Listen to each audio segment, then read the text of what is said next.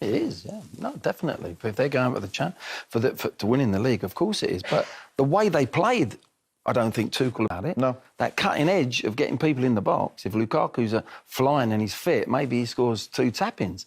They could have easily won that game, Chelsea. Easily won that game. Playing not so great. You can't turn around and say United could have easily won that game. No way. It was by hook or by crook they were going to get a result. Look at the goal that they did score. And if Rudiger puts that in at the last kick of the game, then that's fouled. Has that fouled, the way United went out to play? We're saying they've got their point. They've got their point. They're a little bit fortunate, in my opinion. But going forward, they have got to get a template to play. With the players they've got, they should be playing... They should be closer to them top teams. They should be closer to Chelsea at this moment in time. We're talking, I know Ollie's gone, but we're talking 3 years down the line. And I don't see the progression that should have been there. Do you think the quality's in the squad, Glenn? I think, look at the quality they've got in that squad. Players, just think about them. You know, I know there's a few injured, but if you've got Pogba, Fernandes, you've got Ronaldo, Cavani, my word, there's young talent as well coming through. Sancho, Greenwood. And my worry is we keep saying we think they've got the talent, we think they've got the squad to challenge. We've said that for probably 6 or 7 months now. We said they finished second last year. They finished second, I know, yeah. It was a funny league last year, wasn't it, with COVID and stuff. But, yeah, of course they finished second. They got to Europa League finals, probably not where they want to be, and they failed to win it. But my worry is we keep saying we think we've got a squad to challenge, and it's OK saying it. They've got to go out and prove it. Yeah. A lot of these players have not won a thing. Cristiano's won, Cavani's won, I'm sure, PSG, Varane's won. The rest of them, the young players especially, they don't even look... They haven't got close to winning. They've still got to prove that for me. But I think that if you're going to play in a more expansive way, a way that Manchester United are going to play in the future, this is what we're going to play in the future. So the new manager's going to come in and he's going to have his ideas. Right, now this is it. It might fail in certain ways, and then we can bring someone in and things like that. How can these players that you've all just reeled off, they are world-class, there's some unbelievably talented players. But if you're Cristiano Ronaldo, or if you're someone playing up front today, and you've got a back four that full-backs don't move, you've got 3 sit in midfield, and then you go and say to Ronaldo or Fernando, go and do your stuff. Hang on a minute, there's 3 of us up here. You know, we're not built to attack. So you're almost just buying brilliant players, putting them in positions, and then say, go and... if anything, you've got to be giving them the ball, play even more attacking. That's your strength of your team. You need a proper coach, don't you? We need a proper coach. Well, you do, yeah. You think if United had Pep Guardiola, do you think they'd be winning the league? They'd be going close, yeah. Yeah. They'd be close. Would they, with this set of players, you think? Definitely, yeah. I think any of Klopp, Tuchel or Guardiola, I think this team... I think we'd be talking a 4-horse race. Conte. Yeah. Conte? Yeah, I think it'd be a 4-horse race this year. In fact, we all thought before everyone was saying, tell you what, this is a 4-horse race this year, and they've just fallen off straight away. Very quickly, before we hear from David De Gea, would you have enjoyed playing for Manchester United in your role today? No, you can't. Like, we were at Old Trafford for the City game the other day, and all of a sudden it's just exactly the same. They leave Cristiano Ronaldo up front on his own, and that's almost abuse. Having someone that good in your team and then playing everyone defensively and just saying, that's all right, we'll just hope that he nicks a goal, he'll end up being average. If you just keep leaving him on, or all these good players, just have 2 of them playing and everyone else is just going to defend, they'll start putting in bad performance because they've got no one to pass to, got no options. You're chipping the ball from 50 yards away when they need little pass. You know, they need the whole team to come up and help them. It's almost abusing the good players that they've got, and that's the last thing you need to do. If anything, expose your rubbish.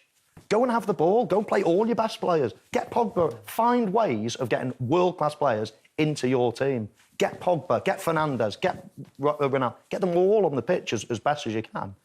And, OK, if you let a few goals in because Bailly's not great or Wan-Bissaka or whoever it might be, then fine, you can replace them. But at the minute, all they do is, because they're nervous and scared, I find all they do is just bulk up their defensive back line with loads more sitting midfielders, loads of defenders, and then almost abuse their great players up front, leaving half of them on the bench and 1 or 2 to play. Oh, they've got no chance. Is that because they're not good enough, Michael, or because they're not coached well enough? Who, the players? What do you think? Players playing today. You're here to answer the questions. What do you think? I think it's a bit of both, Steve. Do you? Yeah, because I think them 3 midfield players today, your midfield player, your role as a midfield player is to make your team play football. Did them three, are they good enough to make your team play good football? Not them three, no. Not as a balance, no. It's too far the other way. Sometimes we talk about balance and you're thinking about offensive players. Oh, they can't play together, them three players. But today, it's the other way round. That's what I'm trying to say. That team is Man United, a Man United midfield, cannot go and progress playing them three in midfield. That's what I'm saying. It's everything short-term thinking. Yeah. Everything short-term at the minute. It's trying to get a point at Chelsea. Do you know what? Forget Chelsea. Let's get beat 3-0. But I think you can go and get better in the future by just like... By learning something, you mean? Yeah, this is rubbish today. It's a point and everyone's like, oh, well done. But it's... Where have they progressed at all? That, we've all agreed, this is never, ever, ever going to be the right players or that system or anything. They're never going to use that. That's just for a one-off today. It's a point, but they're not getting better doing that. I think they should just go and play their best. Go the other way. But play all your best players. Chelsea don't get a kick of the ball Someone's going to come today. until the end of the season, and then it could change again if a different manager comes in. Will have some form of identity. This is the way we're going to play in the future. To be But honest, at the minute, Steve, it's chops and changes every week. Yeah, that's modern day football. That's not just Manchester United. So many teams now chop your manager, and then no one comes in. Players they get used to adjusting to him. Then another one comes in. It's not just Manchester United. So that's the modern day way that it is. Whether I agree with it, probably don't. But what we're trying to say is it was a good point for Manchester United. The way they played, the team they set out, they did a job. The two fullbacks, if they're playing Arsenal in midweek, those two fullbacks, if they play again, they stayed at home all day long today. And they were told to stay at home. Are they now going to go, we go expansive, you push up? Now, those two centre-backs, look how Lindelof started the game. He was dreadful. He nearly gave 2 goals away. Are you going to let them be exposed against Arsenal, even, against Arsenal, Aubameyang, whoever, Lacazette? So there's a real slight... It's all right, so there's got to be stepping stones to where they're going to go. But that isn't, for me, a stepping stone. That's a one-off. We didn't get beat at Chelsea against a very good side, but now it's like draw a line under that. Where do we go from here? Because Michael's right, those Ronaldos and Cavani when he's fit again, and those young boys, they want the ball. They've gone to Man United to be successful, but they've gone also to be excited and play the way they love to play. And they're going to be stifled if that's the way they go every game. If you go the other way and play all these great players, the opposition won't hardly get the ball. You can turn on it, be aggressive, and that's, they'll have 75% of the ball then. But that's Paul's question. Have they got the players? Well, they might have. With These great players, so-called great players, they played against Liverpool. Yeah, but 2 or 3 of the great players played. They're not playing. They're not getting all the best players on the pitch. That type of performance you will get today from this group of players because they're not quite at the quality. Yeah. You'll see them next week against these teams, and they'll be brave. They'll be showboating. They'll be playing nice football. But when it comes down to the proper games, I just don't think they're quite good enough. Hence why they play like they did today. Hence why they had to go against these teams and play like that. And I know what you're saying, Michael, but if they... But they've lost to Watford, think about the Liverpool game. What Michael's saying, they'll go and they'll play, they'll be expansive. They got beat 5-0. They can't afford to keep doing it. They can't afford to do that against teams like this. They've got to find a way. And which is what we did, but we did it, by the way. At times, we were brilliant and great against all these teams, winning 5-0. But like I said before, you've got to respect these teams. You've got to respect Chelsea. Chelsea are flying. We wouldn't have gone there and be open of throwing people in the box all the time because you're going to get hammered. You've got to do what you've got in front of you. You've got to deal with that. And this team can't go toe-to-toe with Chelsea at the minute. They can't go toe-to-toe with Manchester City. They can't go toe-to-toe with Liverpool. When they tried to do that, they tried to get us Liverpool, absolutely obliterated. But how do you get back to being a Manchester United of old then? They need a coach and better players. Because that's just a one-off. Today's just a one-off. You can't, that's not improving Manchester United as a team. It's getting them a point, but it's long-term thinking. No, I don't think it is long-term thinking. I agree with that, but the position confidence is the lows of snake's belly at the minute, aren't they? I keep saying they've been battered for weeks, and just going to a place like that today, it didn't matter how they did it. And it's all fine lines, isn't it? You think about it, as Glenn said.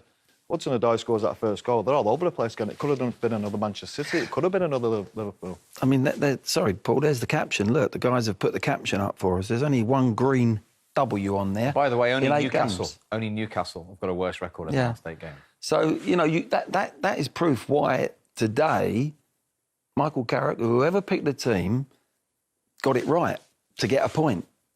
Because they were for me, they were outboxed, but they didn't get knocked out. But that's why, because of that. They've lost, they've drawn, they've lost. You can see it there. So it's not going to turn from that list we're seeing now to the next 8 games, win. Yeah. It might do. And Paul's point is the damage. You talked about that last season when they lost heavily at home to Tottenham, didn't you? The way they changed after that. It killed them for weeks. It killed them for weeks. Yeah, confidence just totally goes, and that's why I question the quality. You look at them results: Aston Villa, Everton, Leicester. They're not even the top class teams. That's why I question if the quality's there. We keep saying it. I've said it myself at the start of the season. I think we've got a team to challenge to go for the Premier League, and they've yet to prove it to me. There's 3 or 4 players that yet are winners. Yeah. Like I said, Varane, De Gea's won the league, Cristiano, Pogba, winners. The rest of them have still got to prove it, and they almost play like they are winners, and they've won nothing yet. It's interesting because those 4 you've mentioned all didn't play today.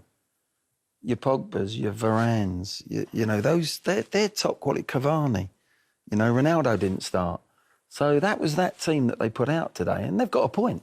So it is a stepping stone. As a manager, you're looking at it and go, right, but where do we go now? How do we take this forward? That the next 8 games, we win 6 of them games, and we draw 1 and might lose 1. And that's where United have got to be over the next period of time with a new manager, or if Michael stays there, whoever's involved with that group of players.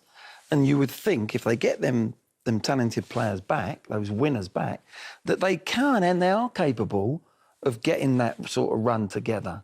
And they can play more expansive, and they can, but they've got to be coached. They've got to be organised in doing it. And it hasn't been that way. That will give them confidence today. It has to. Going to Chelsea, OK, they didn't play great, they weren't brilliant, but you saw, I think you got a feeling at the end of the game there. I think Michael was happy with it. I think the rest of the players were happy with it. Going to the fans, McTominay throwing his shirt in.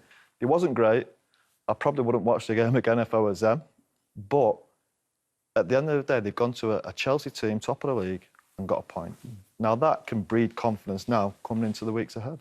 Fascinating discussion, one we will continue after we've got the thoughts of the interim United manager, Michael Carrick. Michael, in difficult circumstances, you've dragged a pretty decent week out of your players. How did you see that this afternoon? Disappointed, actually, when you're in front in a game like this to have it taken away from you like it was is disappointed. Immensely proud of the players, immensely proud of the whole group, the staff and the players all week in difficult situation and trying to make the best of it. You know, can't hide from that. It's been tough at times, but we've made the best of it, and I'm immensely proud of the response and the way we've gone about it this week. But yeah, there's that little bit of feeling really that we came here to win the game. You know, we had a plan. We came here to win the game. We were positive in our mindset and our attitude for that. So we're a little bit disappointed. Yeah, I can't lie. So when you say taken away from you the way it was, is that you saying not a penalty? I don't think it was a penalty. No, I don't think it was a penalty at all. I don't know what my opinion counts in this and now. Really, so it was interesting to hear it. But yeah. I don't think it was a penalty. I think they've obviously had a lot of play and they've had shots. David's had probably two saves, which I kind of knew before the game. At some point he's going to have to make 1 or 2 for us. But other than that, I have to make 1 or 2 for us. But other than that, I felt quite comfortable in the game. I have to say, of course we want to be better in terms of having the ball in possession and. You know, I'm not getting carried away with that. Was a fantastic all-round performance, but I thought we defended ever so well. I thought the attitude was absolutely top from the boys and putting bodies on the line when we had to and sticking together and working back and tracking back. And we've obviously got to do the other side a little bit better, but I cannot fault the boys one bit from today. So tactically, like in terms of your plan, did the game kind of go how you expected it to go? Did you think it would be a counter-attacking day, if you like? We came here to take more of the ball. We came here to to put our foot on the ball and hide the ball at times as much as we could. But yeah, of course, I understood what the game was going to bring, and yeah, probably in some ways it panned out that way. I wanted us to be a little bit more dangerous on the break, and if you have a few more moments than we did, but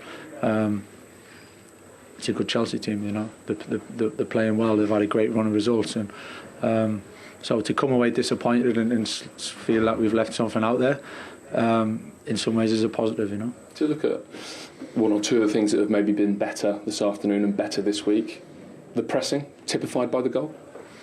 I think there's a lot made of that pressing, to be honest. I think there's too much. I don't really. I get there's times when we haven't been good this season. I totally agree with that. But I think over time we've pressed ever so well as a team. Certainly in recent seasons, and at times this season we have. But when something gets thrown out there, it's easy to everyone just agree with it and repeat what's been said. But that's how it is. I expect the criticism to grow when something is suggested. That's the nature of the business. But we know that's not true. But we also are realistic, and we know that it hasn't been good enough at times. So I'm not defending that at all. But pretty much every game, bar 2 or 3, I'd say we've set out to press. We did that today. I thought we won balls high up the pitch. We had to drop deep at times, we had to be compact, but we always looked to get on the front foot in some way and have a trigger to press. And I thought the front three did that ever so well and stopped them playing little passes through the middle into Jorginho, which they're good at.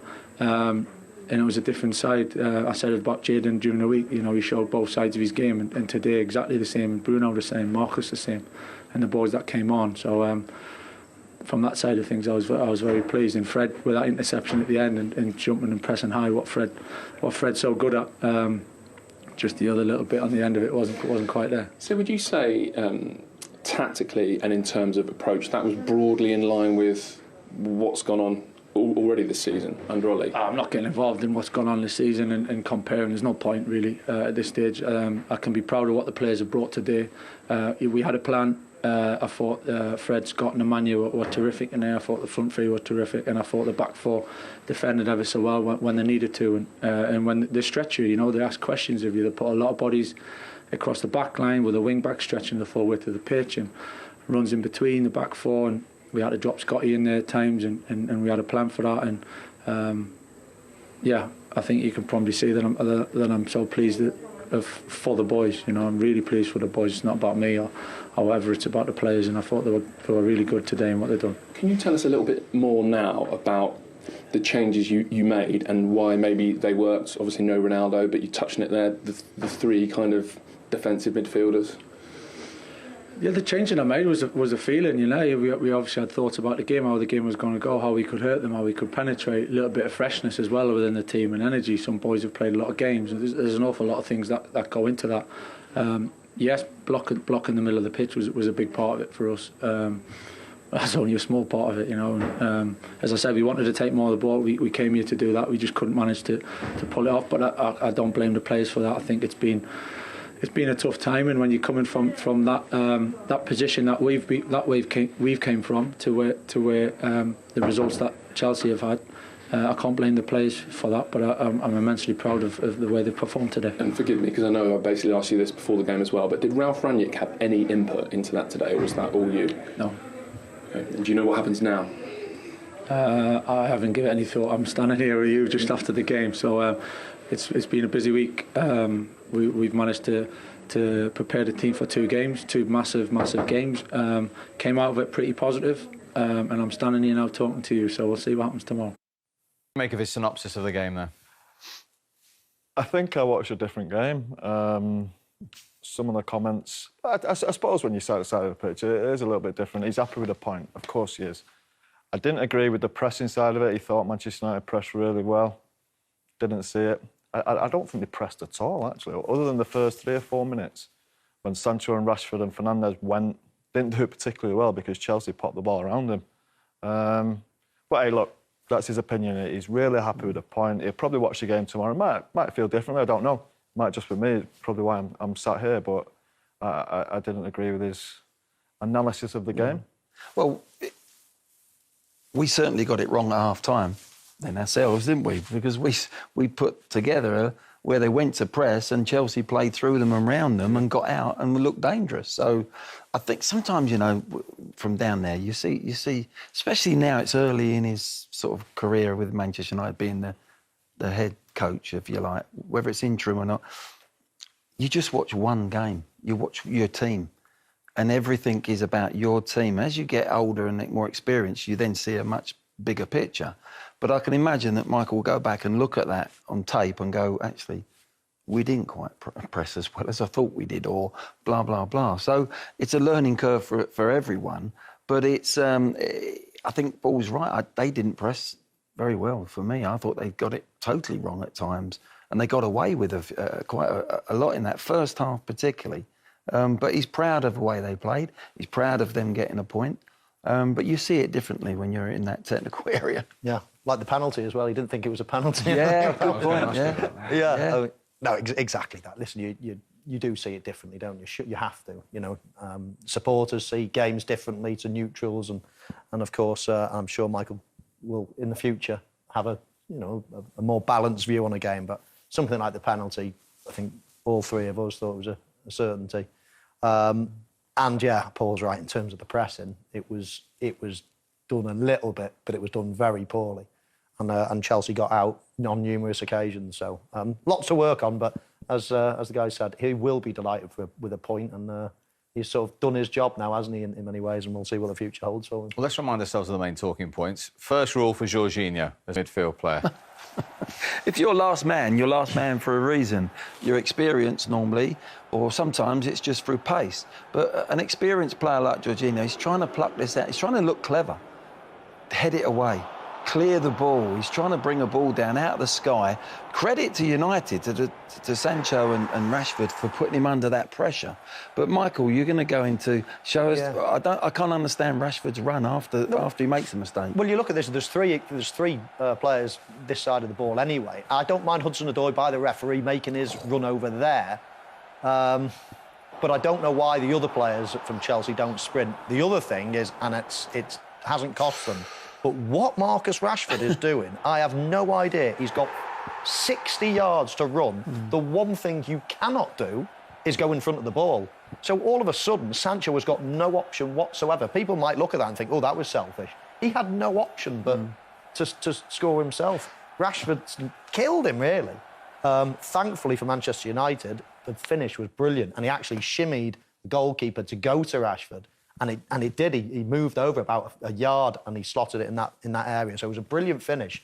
However, Marcus Rashford needs to have a look at that and think, wow, if that happens again, I've got to be very, very careful. A little statistic there for you. Jadon Sancho, the third youngest Premier League scorer at Stamford Bridge. Look who's top of the pile. October 94. As a baby-faced 20-year-old, Paul Scholes scored 2, actually, that day. Remember who the Chelsea manager was? Was it? You're kidding. It was as well, wasn't it? I was just going to tell you I scored 2 as well. Yeah, don't you worry. Yeah. Not quite sure how Philip got on the list, but there we go. Yeah. 20. That was your Chelsea. Mark Hughes got a consolation for you. Did we? Oh, consolation. What score was it? 4-1. 4-1, yeah. We're at the bridge. So Michael Carrick didn't think it was a penalty. Oh, clear penalty. Again, he's got that manager's spiel already, hasn't he? Down to a T. He's learnt that from somebody. Look, that was Michael's opinion, wasn't it? It's clearly a penalty. If he sees it again, it's... Do you know what? You feel it's a little bit soft one. He's a little bit unlucky, Wan-Bissaka, because he doesn't quite see him. He's just going to kick the ball. Yeah. And he goes right through his leg and gets the ball as well. And look, I'm sure... Michael must have seen it again. How he could have any arguments about that, I'll never know. That's a penalty. It's a penalty. I'm not so sure that Silva's being that clever. I think he's just reacting to try and get a touch on the ball to maybe get a shot on or whatever, pass it to someone. But Jorginho had his chance to make up for his mistake, and he took it. I didn't fancy him, I've got to say. We were saying, look, there he goes again, looking at the keeper. Great confidence, that. It's brilliant. I'd love to have It's the best way to take a penalty if you've got the confidence to do it, yeah. But not many people have. No. He just at the last minute there took his eyes off the keeper. So actually, when he's striking it, I don't know if we can see that again, but he's actually looking almost in. But look, he looks at the keeper, and now look at him. His eyes go back down. He's not looking at the keeper. It's almost like looking in between where the keeper is and where he's got to kick the ball. Well, he's making sure the ball hasn't moved, Glenn. Is it still there? Uri Geller's in the stand. A striker would have liked Antonio Rudiger's chance right at the end to win it. Yeah, and I should have gone with his laces. I think you need more control in this situation. I think it's a side foot volley. You can still get an awful lot of power from the side foot. Going with your laces there as hard as you can. I hate to say it, but it's a defender's finish. I asked It fell Scholes, to the right person. It fell to the wrong person. I looked at Glenn at the time and I said, that was a side foot, wasn't it? And he said, yeah. And then I thought, when I'm going to ask Scholes, he would have laced it. But actually, Scholes agreed with me as well. You would have side foot. I mean, Well, I think it is a side foot finish. You're right. Whether I had a side foot at the time, I'd have probably just shut my eyes and tried to smack it with my legs. But I do actually think it is a side foot finish. A little stiff ankle, Michael. So just a little bend into that top. And you can get loads of power when it's on a volley anyway with the side of your foot. The power's on the ball. Power's on the cross. But for me, look carefully. Does it hit his shin? Does he shin it? Let's have a look. Yeah, it looks like it. Could be. Off his shin pad, yeah. This could be off the bottom of his Centre ankle half, don't shin. Oh, I don't look. don't know. Oh, It's a don't bit know. lacy, doesn't it? Yeah. Oh dear. Great Too much finish, time great for a finish, centre whatever half. it was, That. yeah. Think about it. Yeah, too much time to think about it. Wan-Bissaka at the back post left him as well. Yeah. I mean, it was More to the point, yeah. Yeah, I mean, it was there was 3 players at the near post marking Lukaku. He was on his own at the back post. He never had to move out of his area, but he did. He almost just got dragged into being near the goal line and left a big chat. I mean, if that would gone in, I'm sure he wouldn't have been best pleased. If you don't score, you always you always run a bit behind because you feel that you're the stronger team. You play in the opponent's half. So we had some 2-3 big chances that we should have maybe used, but in general, I'm very happy because I like the way we played. Were you surprised by what you faced today, as in their approach? No, not at all. But I was happy, like how I was happy with our aggression and with the rhythm and the intensity. We defended and with 4 in the back, and Tony and Thiago stepped out against Bruno Fernandes, did not let them escape from their own half. I was a bit surprised because we had so many high ball recoveries that we did not make it from these ball wins to a bit of clearer chances. But we were consistently producing, so I hoped for the first goal, but it came differently. Just tell us what you were trying. I don't know whether it was a search for space, but you sort of changed various little things during the game. For example, put Reece James out on the left at one point. Yeah. What were you striving for? Where was the space? Well, then it was absolutely clear that they only play with 2 strikers, and you don't need a back 4 or a back 5 for 2 strikers to defend. So we had a back 3 that was enough. So we put Reece on the left side to have more offensive power than Marcos, who did not play for a long time. And I felt him a bit tired, and have more offensive power from there. Put Hakim to him with the left foot, and they had a new right side with Mason and Christian Pulisic, bring new energy from the side, and later with Romelu a bit more presence in the middle of our attack. Could have worked out. Was a nice piece of play in the very last minute between Hakim and a fantastic run of Christian, I think, and a good delivery. Would have been deserved, but okay, we have to live with it. Did you feel at any point this afternoon like you were facing a Ralf Rangnick team? I know he wasn't in the dugout, but did you look at certain things and think, this is Rangnick? No, not at all. But fine, no. How do you see it now at the top of the league? It's starting to look like a really exciting 3-way race. Yeah, we cannot be surprised. Things like this happen. It happened now twice to us that we invest so much and we played such good games against Burnley and against Man United and feel a bit disappointed because we think we did by far enough and push the limits and push the standards to win these games. So, but over a long season, you drop points and you dig in and you try to steal them back if somebody steals points from you. So this is what we do and don't count the points. And when you are 4 up, one down or whatever, we're in the middle of the race and this is where we want to be. And from there we go. and they lead the race by a point. Philosophical there, Thomas Tuchel. He's, as you alluded, very happy with the way the team played. Oh yeah, I think so. I think it was slightly raggled inside. He put on a brave face there.